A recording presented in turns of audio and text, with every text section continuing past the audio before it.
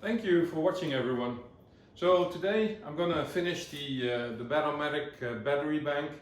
It is a 60P14S battery, and I've already started half of the build, but I ran out of cells. So what I did is I went out on eBay, found a local distributor here in Europe, and I found energy cells, and I had to purchase a few batteries. So after a quick call with batteries, with energy cells, I found out that they had a huge amount of various cells that you can purchase, from low capacity, high discharge, from high capacity, low discharge, and anything in between. What I also figured out is they're one of the bigger distributors here in Europe, and somewhat comparable to a battery hookup kind of thing. But then specifically for 18650 cells, some prismatic cells, some other stuff. So I bought a box, and we're going to use these cells to finish the batt-o-matic. Now, Mark has been kind enough to send all the necessary components, and as you can see, I've got a few spares as well. And yeah, in my previous videos you see how we're actually building the battery pack. Okay, it's heavy. The battery pack by sliding out the batt-o-matic, and then you can start inserting the cells. So these are just blanks.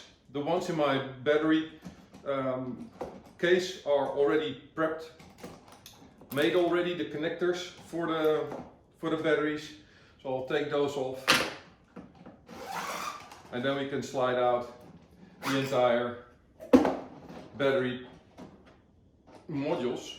And as you can see, I'm making a 3 packs in parallel with some bus bars to make sure that we have a 60P solution.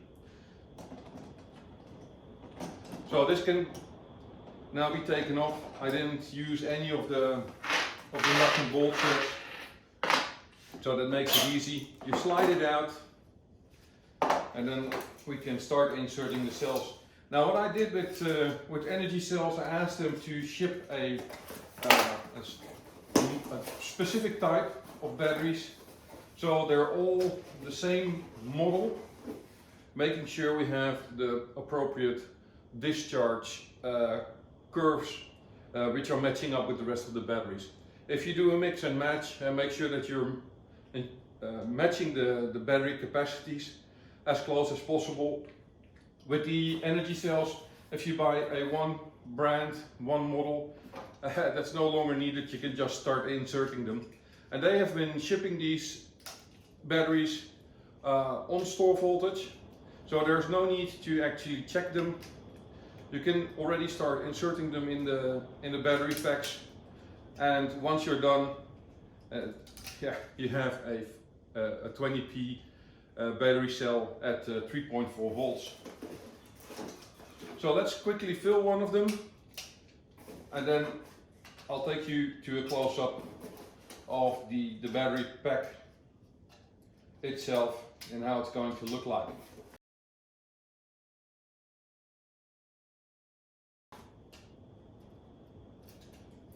Now, when you turn it over, make sure that you keep your orientation to the positive side correctly. If you do that the other way around, then you're inserting the positive to the negative, and that will eventually burn the trace fuses, which is a bad thing, because then you need to start fixing your batt-o-matic pack with a new trace fuse. Luckily, I haven't blown one yet, but looking at how it's been constructed, it should be fairly simple to solder on a new nickel strip and fold it over on the battery bank, and then you're basically good to go and use this pack again.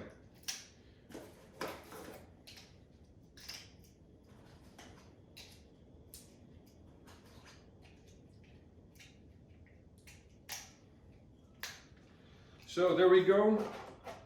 I'm currently using the Samsung 29Es, and they're all in the 95% capacity range. They've been tested by energy cells, and all of them are also marked with the actual capacity. So even if you would want to chuck them into your repacker. Just take the box, write down all the numbers, and run it through repacker, and you're good to go. So that's the first pack done. So we've got quite a few more to go. As you can see, I still need to do 7 complete battery modules.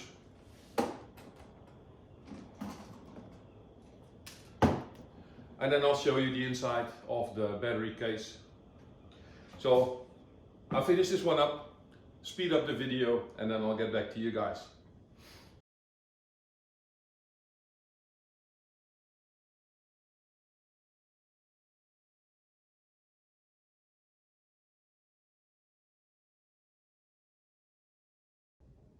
So as you can see, these are already in the battery casing and interconnected. So let's measure the voltage of these packs so we can make sure that the new battery packs that we've created with the energy cells batteries are at the same voltage level, so we don't have to do a lot of balancing later on. So let's set it to volts, and we change it to direct current. We can place this one here. Hopefully you can read it. That works. So this cell, 3.66, 3.64, 3.65, and you'll see that all of them are 3.6 volts. So when we measure this one, 3.3 volts, 3.34,